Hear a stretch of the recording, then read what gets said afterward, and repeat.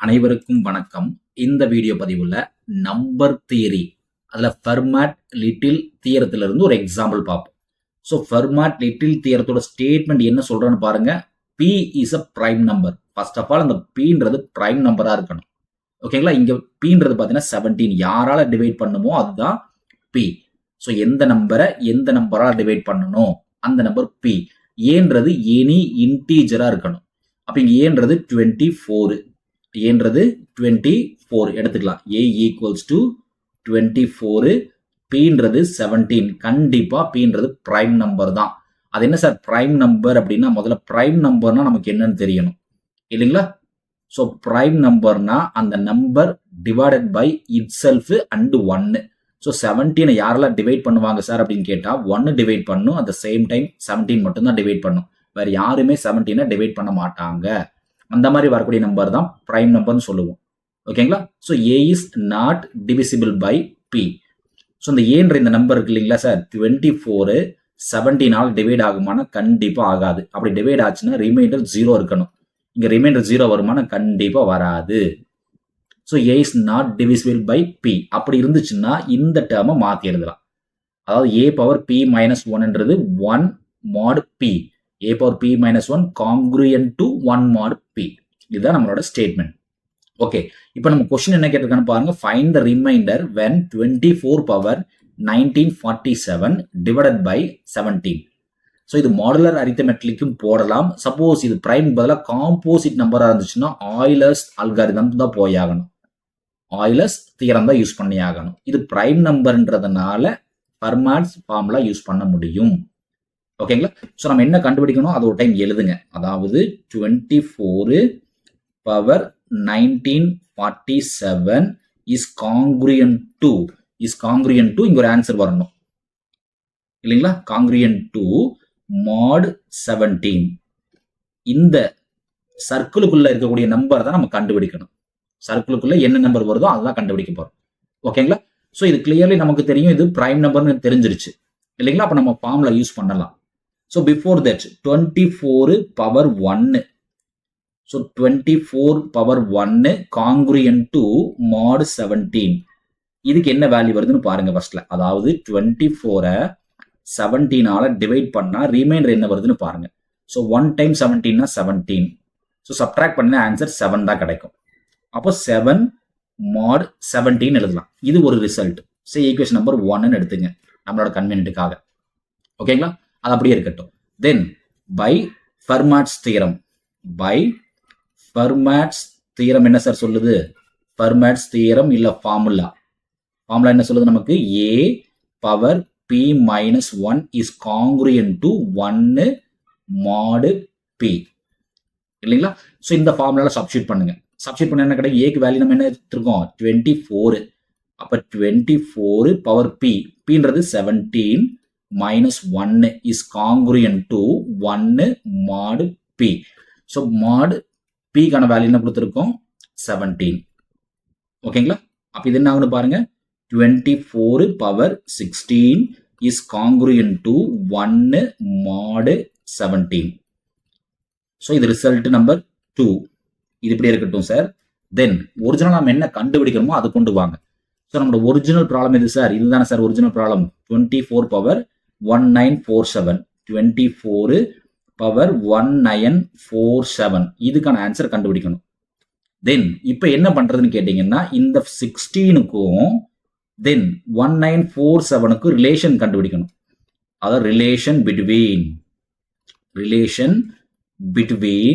1947 and 16. அதாவது இந்த 1947 உடச்சு எழுத போன சார், வேற ஒன்றும் பண்ண போறது இல்லை. 1947 உடச்சு எழுத போற 16 இன்டூ ஒரு நம்பர் வரும். 16 இன்டூ ஒரு நம்பர் பிளஸ் அனதர் நம்பர். ரெண்டு பாக்ஸுக்குள்ள ரெண்டு நம்பர் வரணும். ஸோ ஃபர்ஸ்ட் பாக்ஸுக்குள்ள கோஷன்ட் வரணும். செகண்ட் பாக்ஸுக்குள்ள ரிமைண்டர். அவ்வளவுதான் சார், வேற ஒண்ணுமே இல்லை. செகண்ட் பாக்ஸ்ல ரிமைண்டர். அதாவது 1947 16 டிவைட் பண்ணுங்க. ஒரு சாதாரண டிவிஷன் தான் சரிங்களா? இது கேல்சியெல்லாம் நம்ம வேண்டியதில்லை, மேனுவலாகவே போட்டுக்கலாம். So 1 time 16 16. பேலன்ஸ் என்ன சார் இருக்கும்? 3 இருக்கும். 9ல 6 போச்சுன்னா 3. அப்போ 4 கீழே இறக்கிடுவோம் இல்லைங்களா? அப்போ 2 டைம்ஸ் 16னா 32 இல்லையா சார்? ஸோ 4ல 2 போச்சுன்னா 2, 7 கீழே இறக்கிடுவோம். அப்போ 1 டைம்ஸ் 16னா 16 தான். தென் 7ல 6 போச்சுன்னா 1, 2ல 1 போச்சுன்னா 1. அப்போ ரிமைண்டர் 11. கோஷன்ட் என்ன வருது? 121 வருது. அப்போ அங்கே சப்ஸ்டியூட் பண்ணுங்க. கோஷன்ட் வரக்கூடிய இடத்துல 121 போடுங்க. ரிமைண்டர் வரக்கூடிய இடத்துல 11 போடுங்க. அவ்வளவுதான் சார், வேற ஒண்ணுமே இல்லை. ஓகேங்களா? இப்போ இந்த டேர்ம் மாதிரியே நம்ம ரீரைட் பண்ணுவோம். அப்போ 24 பவர் 1947 நம்ம எப்படி சார் ரீரைட் பண்ணலாம்? 24 பவர் இந்த டேர்மால் எழுதலாம். அதாவது 16 இன்டூ 121 இது ஒரு பிராக்கெட்டுக்குள்ள போட்டுங்க.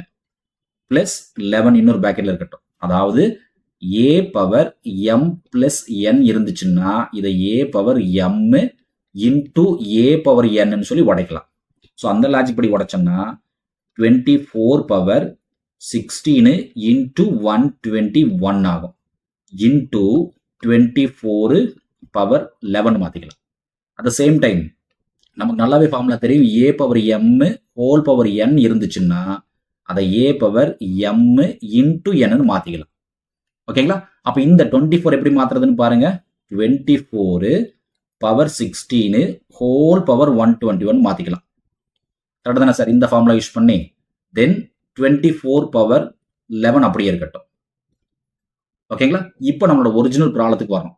என்ன சார் நம்ம ஒரிஜினல் ப்ராப்ளம்னா 24 பவர் 1947 காங்க்ரூயன்ட் டு காங்க்ரூயன்ட்க்கு ஒரு வேல்யூ வரணும் இல்லையா சார்?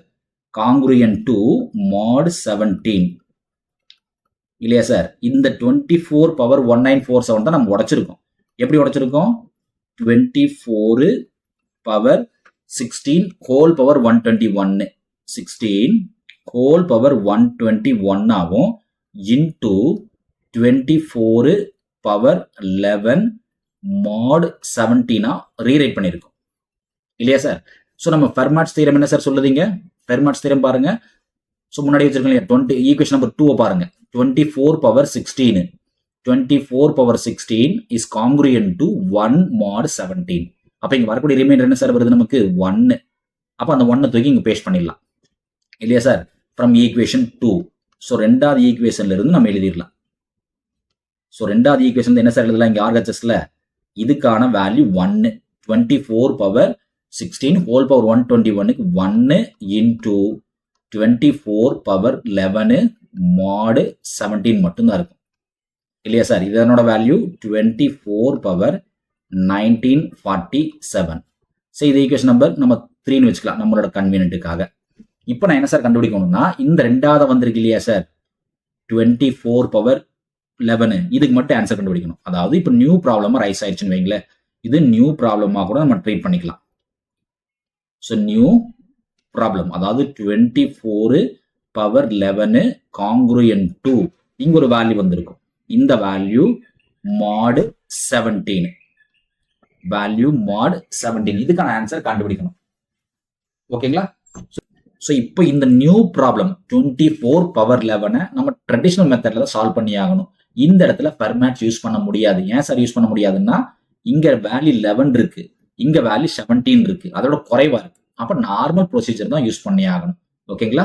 இதுக்கு நார்மல் ப்ரொசீஜரே போதும். ஸோ ஃபர்ஸ்ட் ஆஃப் ஆல் நமக்கு 24 இருக்கு. 24 இஸ் காங்க்ரூயன்ட் டு mod 17. முன்னாடி பார்த்துட்டோம் இல்லையா சார்? ஸோ 24 17ஆல டிவைட் பண்ணா 1 டைம் தான் கிடைக்கும். அப்ப ரிமைண்டர் என்ன கிடைக்கும்? 7 கிடைக்கும். அப்ப 7 mod 17. அடுத்து அப்படியே ரைஸ் பண்ணுங்க, பவர் ரைஸ் பண்ணுங்க. அப்ப 24 பவர் 2 காங்க்ரூயன்ட் டு 7 ஸ்கொயர் mod 17 இல்லையா சார்? அப்ப 7 ஸ்கொயர் என்ன ஆகும்? 49 mod 17 ஆகும் இல்லையா சார்? அப்போ 49 17ஆல டிவைட் பண்ணுங்க. So 2 times 17 34. அப்ப என்ன ஆகுன்னு பாருங்க. 9ல 4 போச்சுன்னா 5, 4ல 3 போச்சுன்னா 1. அப்ப இது எப்படி சார் எழுதலாம்? 15 mod 17 எழுதிக்கலாம் இல்லைங்களா? ஸோ 15ன்றது கொஞ்சம் பெரிய நம்பரா இருக்கு. அப்போ 15க்கு வெரி நியர்ஸ்ட் நம்பர் என்ன சார்? 17. அப்ப 17க்கும் 15க்கு டிஃபரன்ஸ் என்ன இருக்கு? 2. அப்போ குறைவா இருந்துச்சுன்னா மைனஸ் போடுவோம் இல்லைங்களா? அப்ப இது என்னன்னு பாருங்க, குறைவா இருக்கு. அப்ப -2 mod 17 போடுவோம். இது 24 பவர் 2க்கு மறுபடியும் பவர் ரைஸ் பண்ணுங்க. அப்ப 24 பவர் 2 ஹோல் பவர் 2ன்னு போடுங்க. அப்ப என்ன ஆகுன்னு பாருங்க, -2 ஹோல் பவர் 2 mod 17 கிடைக்கும். அப்ப இதுக்கான வேல்யூ என்ன ஆகுன்னு பாருங்க, 24 power 2. So a power m into n என்ன சார் ஆகும், a பவர் m n ஆகும். அப்ப 24 பவர் 4 இதுக்கான வேல்யூ 4 mod 17 ஆகும். So once again power rice பண்ணுங்க. ஒன்ஸ் அகெயின் பவர் ரைஸ் பண்ணா 24 பவர் 4 ஹோல் ஸ்கொயர் போடுங்க. அப்ப என்ன ஆகும், 4 ஸ்கொயர் தென் mod 17 கிடைக்கும். அப்போ 4 ஸ்கொயர்னா வேல்யூ 16 இல்லையா சார்? 4 ஸ்கொயருக்கான வேல்யூ 16 தென் mod 17 கிடைக்கும். இது எதுக்கு சார், 24 பவர் இந்த 4 2 மல்டிப்ளை பண்ணா 8. ஓகே, இதுவே நமக்கு போதும். ஸோ நமக்கு என்ன கண்டுபிடிக்கணும், 24 பவர் 11க்கான ஆன்சர் கண்டுபிடிக்கணும். அந்த 24 பவர் 11 எப்படி சார் உடைக்கலாம், நம்ம 24 பவர் 8 வச்சிருக்கோம்.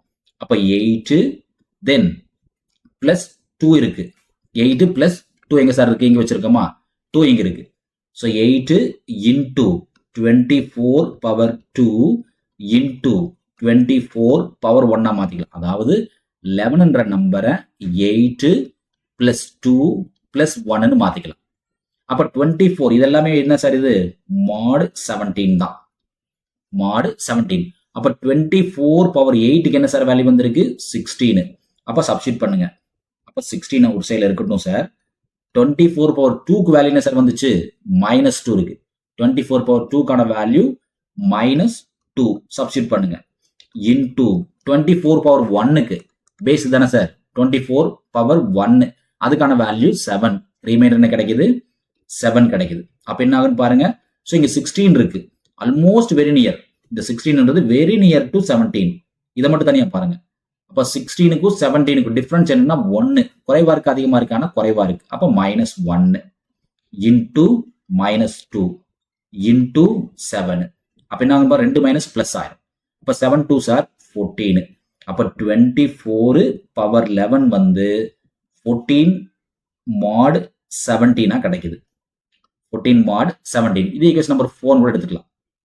ஸோ நம்மளோட ஒரிஜினல் ஈக்குவேஷன் என்ன சார், இது இதான நம்மளோட ப்ராப்ளம். ஈக்குவேஷன் நம்பர் 3 24 பவர் 1947க்கான ஆன்சர் என்ன சொல்லி வச்சிருக்கோம் நம்ம, 24 பவர் 11க்கு என்ன ஆன்சர் வருதோ அந்த ஆன்சர் தான் 24 பவர் 1947க்கு.